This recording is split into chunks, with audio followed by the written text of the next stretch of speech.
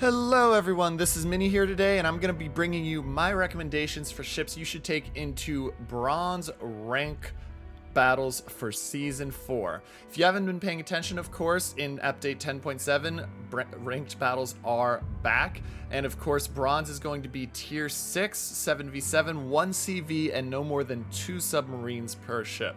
Before we get into, of course, my recommendations, a couple things I want to cover. First off, as always, if you like the content, make sure you hit the like button down below the video, leave me a comment, and make sure to subscribe to the channel so I can continue to create more great content. The second thing I like to remind people, this is not a comprehensive list of every single great ship for ranked. I try to provide a nice variety of both tech tree and premium ships, because I recognize for viewers you may not have the premium ships and you may not be on the lion's ground to the point where you can use the tech tree, so I like to provide a variety. So if your favorite ship missed this list, that's okay, it's probably still good, I just didn't choose to cover it. Finally, as a reminder to all ranked players, my personal opinion is that you are better off playing a ship you are comfortable and confident in than trying to play something you're not confident in just because it's good. So if these ships I recommend, which are great, aren't ones that you can play comfortably, take what you're comfortable into ranked with, and you will do better, in my opinion, than trying to take one of these ships and learn it for the first time. That being said, let's get into them, and we're going to start from the top with the Masters of the Air, the CVs. So for the CVs, there's really only 2 choices you have here. The first choice is, of course, going to be the German premium tier 6 CV, the Erich Lowenhart, boasting AP rockets, decent torps, which are going to travel at about 35 knots, and HE bombs that will smack for usually about 4,000 per bomb on untouched DDs, cruisers, and battleships. The Lowenhart is widely considered to be one of, if not the best CV at tier 6, and pound for pound, compared to the rest of the tier 6 ships, it is considered to be one of the best tier 6 ships in general. The other CV, if you're looking for a tech tree option that I would recommend, is the Japanese tier 6, the Ryujo. The Ryujo, of course, boasts standard HE rockets, faster torps at the 50 knot speed, and the fairly accurate AP dive bombers. If you don't have a Lowenhart, I do recommend the Ryu. The rockets do excellent against the DDs. The torps can be really used well against both the battleships and the cruisers. And the same thing with the bomb, because if you get the accuracy, you're going to hit and hurt those ships. Moving down to the battleship class, there's 4 battleships that I recommend. Starting with the Japanese, if you're looking for a tech tree option, the Fuso isn't bad. It is hurting a little bit because of the fact that it's a 356mm main battery, even though it has 12 of them to deliver a devastating strike against cruisers and DDs. Depending on the battleship you're facing, the 356 may ricochet against targets at close range, so you need to be careful of that, but it is still very strong with those 12 guns. The other one at the Japanese I recommend is the premium, the Mutsu, which has less guns, but you have the 410mm main battery, which is going to enable you to deal with some of those battleships that have the higher armor scheme that you're not as comfortable against dealing with in the Fuso. Over at the Russian line, of course, the tech tree Ismail is extremely valuable as always. Russian line, of course, always boasts good armor. You're having a 52,000 survivability with the hit points, and you've got the 4x3 356mm, so you got the same guns as the Fuso. Once again, the thing you have to be watching for is the moderate to well-angled battleships at medium range, because they're going to be able to ricochet quite a lot of those shells, but you can still do well. Where the Ismail will have a little bit of trouble is its AA defense is not the greatest, and it has an 830mm turning circle, which means it is not very maneuverable. The final recommendation I do have for battleships is the Warships, which is the tier 6 UK premium, and this is widely considered to be the best battleship at tier 6, or one of the best battleships at tier 6, depending on who you talk to. If you played the tier 6 3v3 brawls that happened in 10.6, guarantee you saw a vast majority of Warships coming out. And that's because the 381mm guns are still some of the best in game at tier 6, plus a 2.0 Sigma for them gives you a really high accuracy and dispersion chance that you're going to have. Additionally, with having 54,000 health as well as a better heal and a better DCP than most of the battleships, Warspite boasts a lot of advantages that put it to the top of what you should play in ranked.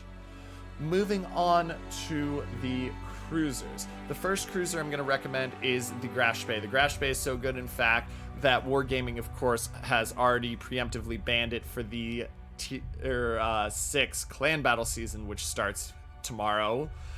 But as a cruiser, you boast 283mm main battery guns, 20-second reload, little bit rough on the dispersion, but if they hit cruisers, they crush cruisers.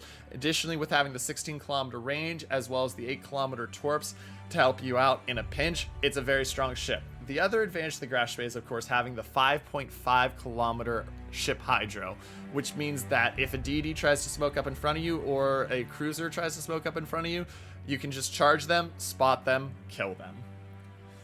The other premium cruiser that I recommend is the Pan-Asian Hwanghae. Now, I do not recommend this quite as much as the Grashbay for a couple of reasons. One, while it has a quicker firing ratio and still decent guns, the Hwanghae is weaker with only 24,000 hit points, which is significantly easy to die.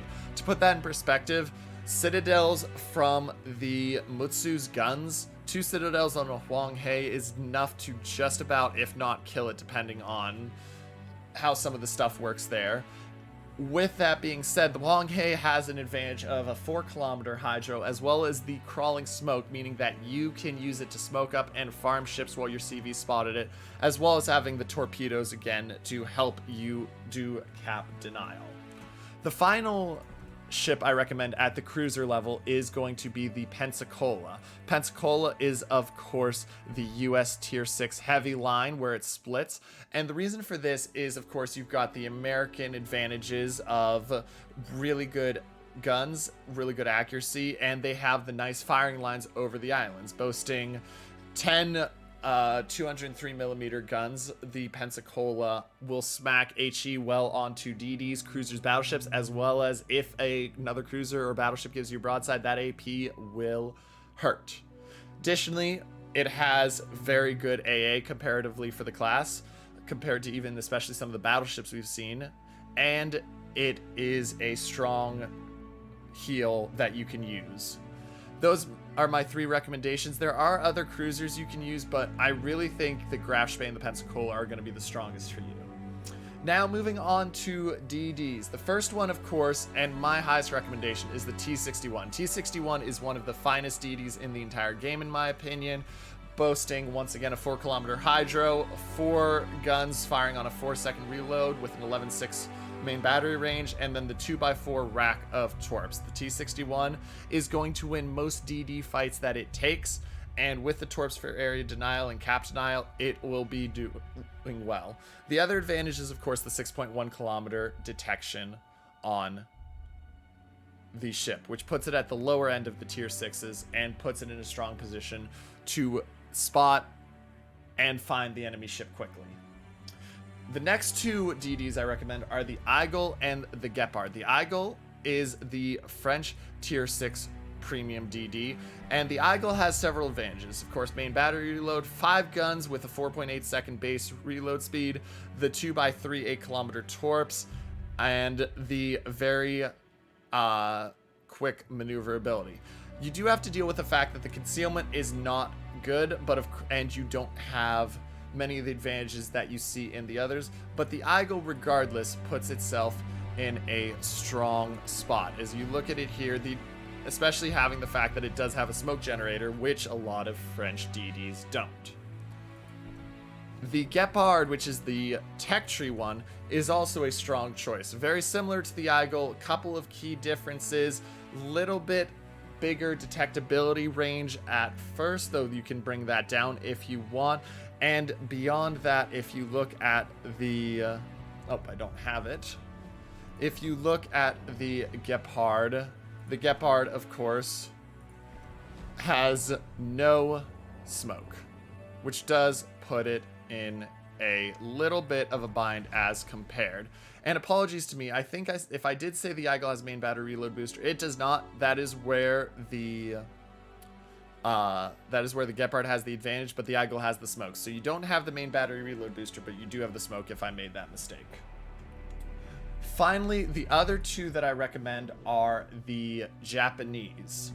The Hatsuharu, which is the tier 6 on the gunboat line of the Japanese DDs. It's got a 6.7 base detection range, 4 guns with a 7.5 reload, and another, once again, 2 sets of torpedoes. It's strong and it can duel well, though once again you do have to be careful if you run into a French DD.